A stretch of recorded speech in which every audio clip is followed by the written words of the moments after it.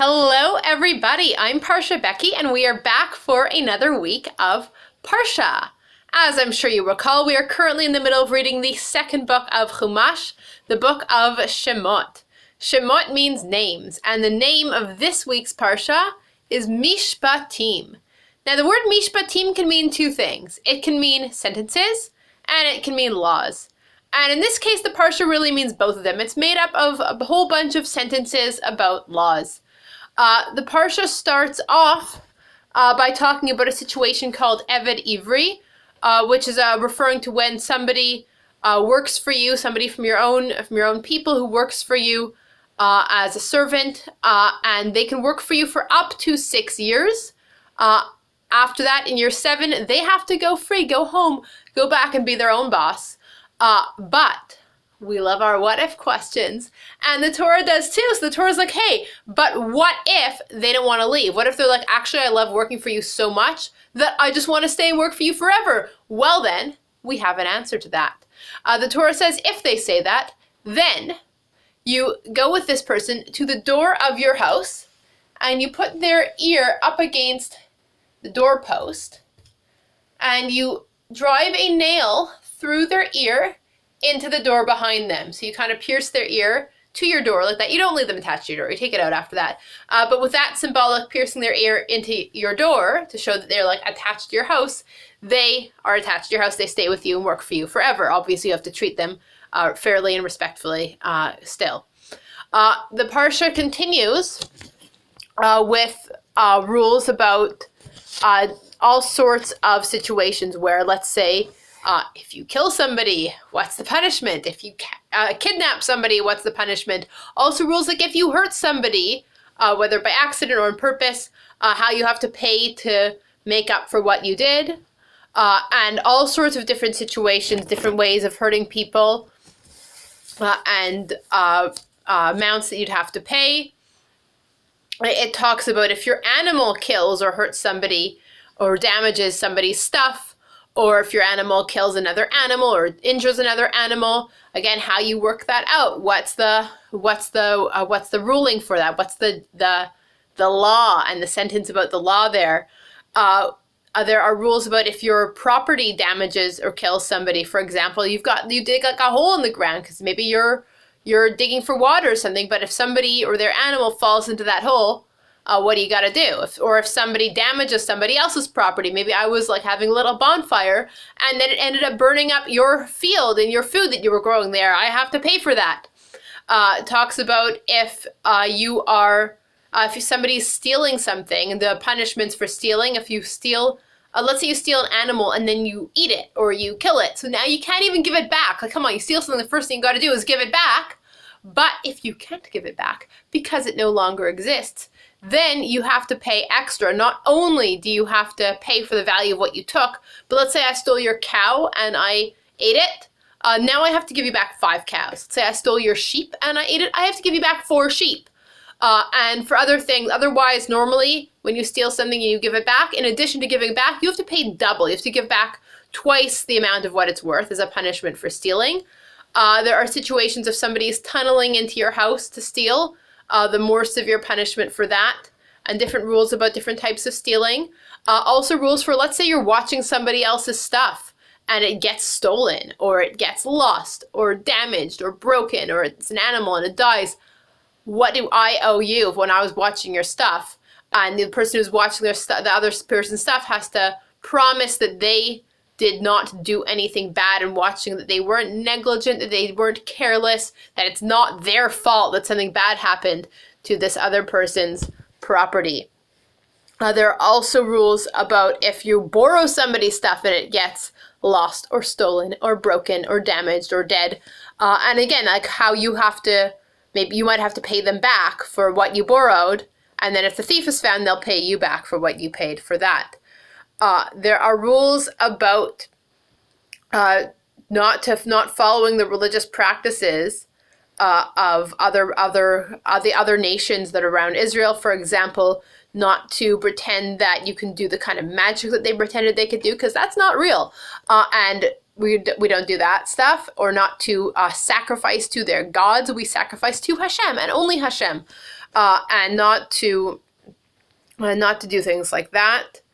And there are also rules about being kind and respectful to everyone, but especially to people who are vulnerable, and not oppressing people who are vulnerable. For example, people who converted and don't have a family to look after them and don't have necessarily a field, like a land in the land of Israel where they can make their own food, so they need help. People who lost members of their family, for example, a widow or an orphan who don't necessarily have the people they need to the family with them to take care of them, or the people they need to be able to make money and grow food.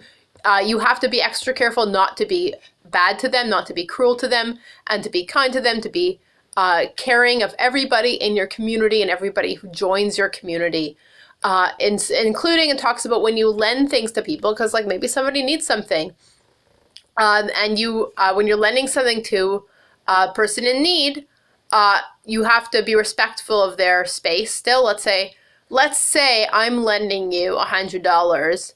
Let's say you're lending me $100 because I need it, and I'm going to give you collateral. I'm going to give you something to hold on to until I pay you back, so that you know I'll pay you back. Now, you can't just wander into my house and be like, I think I'll take this. No, you can't do that. You have to wait outside respectfully for me to bring out to you what I will willing to part with for you to hold on to for collateral. And if it's something that I need, like it's my pajamas or whatever, then like you have to bring it back to me every night so that I'll have it when I need it, and then you can come back the next morning for me to bring it back to you to hold on to. So you have to make sure that the people have what they need, and don't be unreasonable. Even when you're the one doing the favor and lending them money, you have to respect the person and let them choose what they're bringing you and make sure they have what they need. The Parsha also talks about justice, specifically in court cases. It talks about if you are a witness, you cannot be a lying witness. You can't join in with somebody else who's like, hey, just say you saw it too. No, you have to tell the truth, the whole truth, and nothing but the truth. We talked about this in last week's Parsha. Also, if you are a judge, you have to be super fair. You have to hear both sides of the story. You cannot be like, oh, well, I'm going to go along with what everyone else says. No, you can't just go with what other people say. You have to like think for yourself and go with what you believe is right. You can't be extra nice to somebody because you think they're rich and they'll be nice to you. You can't be extra nice to somebody because they're poor and you feel bad for them. You have to be fair. It also talks, speaking of fairness, the Parsha says, let's say you see an animal wandering around lost and you recognize that animal. You know that it belongs to someone you hate. Well, guess what? You still have to bring it back to its owner even though you don't like them. And let's say you see this guy, the person that you hate, with this animal, and the animal is like, it's fallen over because it was carrying something too heavy and the guy's trying to get it up, but he can't get it up on his own. You have to stop and help. Even though you don't like each other, you have to help them and be kind to the person's animal and be fair. The Parsha continues. It reminds us laws about letting the land rest every 7 years. 6 years we can plant and grow and pick and whatever. In the 7th year, we let the land take a break. We don't plant, we don't pick, we don't grow. We only pick what we're going to eat right away. We don't gather stuff up in the fields. Anything that's there, it's like anyone who wants can take it. Animals can just walk over and eat it. Speaking of what animals can eat, we cannot eat roadkill. That's gross. Don't do it. Leave it for the animals. But like we let the land rest in the 7th year, just like every 7 days we rest because we get Shabbat. The Parsha reminds us about that. 6 days we do our stuff. 7th day we get to rest. It's coming up. And speaking of Shabbat, Parsha also reminds us of our holidays, special holidays, specifically 3 times in the year, Pesach, Sukkot, and Shavuot. When we have a Beit HaMikdash, we go to the Beit HaMikdash and we sacrifice to Hashem. We don't come empty-handed. We bring presents for Hashem. And speaking of bringing presents for Hashem, the Parsha also reminds us that you cannot put blood in your sacrifice, and you cannot mix, let's say you're sacrificing a goat. You can't cook it in its own mother's milk. That's terrible. That's gross. That's bad. And from that, we don't mix meat and milk at all. So these are a whole, and then Hashem, last bit of rules here. Hashem says, Hashem is going to help us enter the land of Israel. Hashem will make sure that we get in there, we get our land, we get safely. But we better not join the other nations there. We better not do what they do. We better not intermarry with them. We better not start worshiping their gods, because Hashem doesn't want us to do that. We only worship Hashem. So Hashem will help us, but we got to do our bit and like stay away from the stuff that's not for worshiping Hashem. So Hashem tells Moshe all these rules, and Moshe tells them to the Jewish people, and the people are like, yes, we are going to do everything that Hashem says. We want to do it. We want to be a part of this special agreement between us and Hashem. So Moshe builds 12 pillars representing the 12 tribes of Bnei Israel, and he sets up a mizbeach, a special table, an altar for giving gifts to Hashem. And the people sacrifice cows to Hashem. Moshe gathers up all the blood from the cows. This bit's a little gross. Get excited. He gathers up the blood from the cows. Half of it he pours on the mizbeach, and the other half he sprinkles over all the gathered people here. And he says, this is the blood from our special covenant, our agreement with Hashem. And by having this blood sprinkled on you, you're being brought into this special agreement with Hashem eternally. It's binding us in this special agreement with Hashem. And then Moshe goes up the mountain, up Har Sinai, and Moshe's going to be there to learn the whole Torah and get a written copy of the Torah from Hashem. And Moshe's going to be there for 40 days, 40 nights.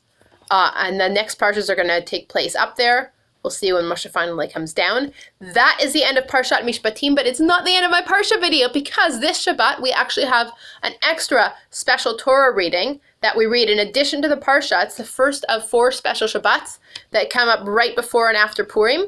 And this Shabbat is called Shabbat Shkalim.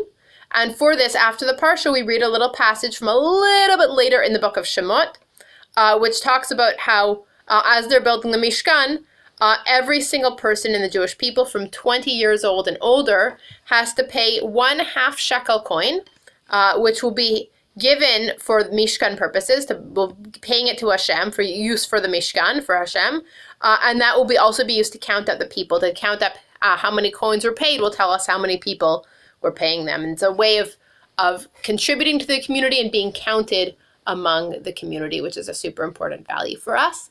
And that is the end of this week's Parsha, both the Parsha and the special Torah reading. I want to wish you all a Chodesh Adar Sameach, Chodesh Tov, and Shabbat Shalom.